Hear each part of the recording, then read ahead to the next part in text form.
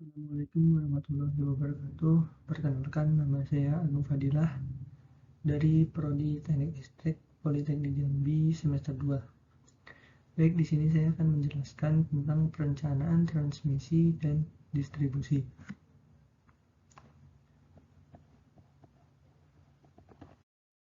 Untuk yang pertama, kita masuk ke dasar dari transmisi.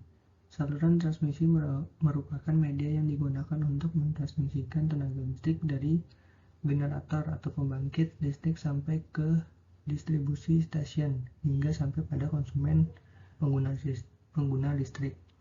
Tenaga listrik ditransmisikan oleh suatu beban konduktor yang mengalirkan tipe saluran transmisi listrik. Saluran transmisi memiliki tegangan operasi antara 30 kV sampai 500 kV. Konfigurasi pada umumnya single atau double sirkuit, di mana satu sirkuit terdiri dari 3 fasa dengan 3 atau 4 kawat. Biasanya hanya 3 kawat dan penghantar netralnya digantikan oleh tanah sebagai saluran kendali.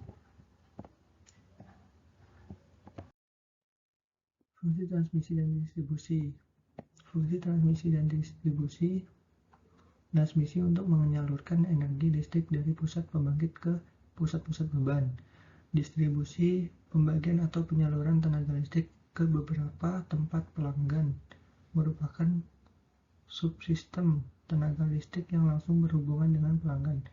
Karena satu daya pada pusat-pusat beban, pelanggan dilayani langsung melalui jaringan distribusi. Lanjut ke jaringan transmisi. Jaringan transmisi berfungsi untuk menyalurkan listrik dari pembangkit ke gardu induk. Di sini di gambar yang sebelah kiri yaitu jaringan transmisi. Dari jaringan transmisi masuk ke gardu induk di gambar sebelah kanan. Ini gardu induk step down untuk ke distribusi.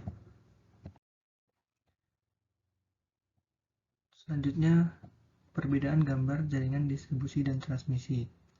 Untuk tower yang tinggi atau sering disebut dengan soket, yaitu untuk jaringan transmisi, dan untuk yang tiang di pinggir jalan yang kecil ini itu jaringan distribusi. Kemudian dasar teori distribusi. Sistem distribusi tenaga listrik merupakan salah satu bagian dari suatu sistem tenaga listrik yang dimulai dari PMT incoming di gardu induk sampai dengan alat pembatas dan pengukur pada instalasi konsumen yang berfungsi untuk menyalurkan dan mendistribusikan tenaga listrik dari GI sebagai pusat-pusat beban ke pelanggan-pelanggan secara langsung atau melalui gardu-gardu distribusi dengan mutu yang memadai sesuai standar pelayanan yang berlaku. Dilihat dari tegangan, sistem distribusi dapat dibedakan dalam dua macam, yaitu distribusi primer, sering disebut sistem jaringan tegangan menengah atau JTM, dengan tegangan operasi nominal 20 kV, dan distribusi sekunder, sering disebut sistem jaringan tegangan rendah atau JTR, dengan tegangan operasi nominal 380 atau 220 volt. Suatu tegangan listrik secara sederhana terdiri atas sistem pembangkit, sistem transmisi gardu induk, sistem distribusi, dan sistem sambungan layanan. Sistem-sistem ini saling berkaitan dalam membentuk suatu sistem tenaga listrik. Bentuk selanjutnya, apa itu JTM dan gambar dari JTM?